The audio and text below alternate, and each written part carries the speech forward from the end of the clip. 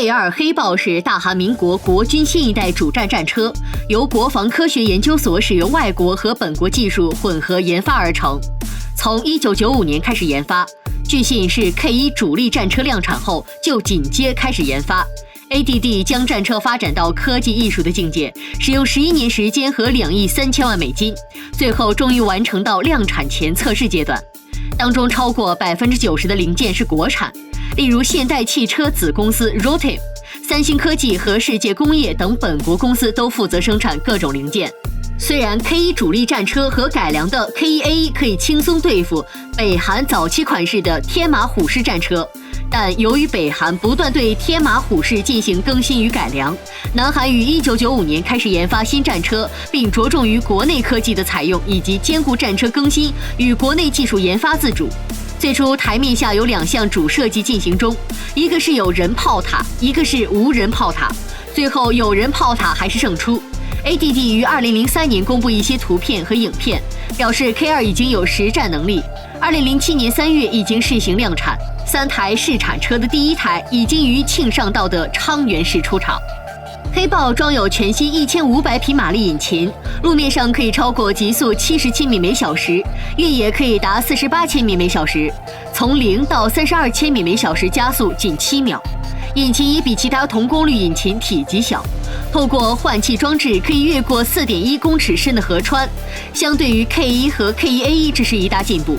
它们只能越过2.2公尺深的河川。此功能使战车在路线选择上增加更多优势，可以更快迎敌。黑豹还能攀爬最高1.3公尺的60度斜坡。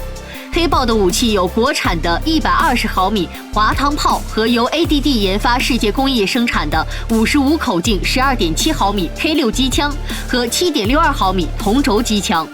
炮塔一次可装16发，全车总携带40发。新型自动装弹机每分钟可装15发，每4秒1发，而且不受主炮角度影响。主炮可以发射多种弹药。韩国产研发的无弹头的尾翼稳定脱壳穿甲弹，比起上一代穿甲弹有更大进步。而多目标高爆化学弹则可以有效杀伤人员、轻装甲车辆、强厚的人员、低空直升机。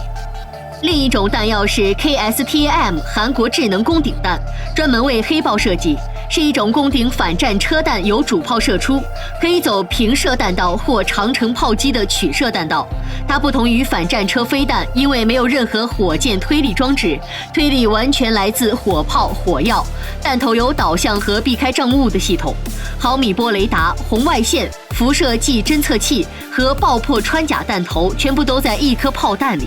发射后，弹体沿弹道前进，由4个尾翼稳定飞行，飞向目标区之后，降落伞将打开减缓速度，使内建雷达和侦测器能有时间锁定、固定或移动目标，并引爆爆破穿弹弹头，从顶而下贯穿目标物。全过程中，黑豹战车不必显露位置，可以在发射多发后把战车隐藏回掩护物。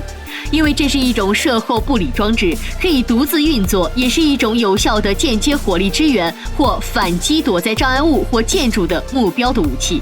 此弹药也可以在途中用手控制，因为它与发射的战车有即时资料连接。最短射击限制2000米，最大8000米。车体整合有内建资讯系统，可以快速协调友军间的行动，还能和无人侦察载具连接成资讯网，得到远端斥候资讯，不必派出战车来当斥候。紧急时，战车可以只有2人或1人操纵。火控系统可以自动追踪目标，和友车间的连接可以避免多车重复瞄准同一目标。发射和装弹也可以无人自动进行，等于资讯作战网和自动装弹机取代了炮手和车长的工作。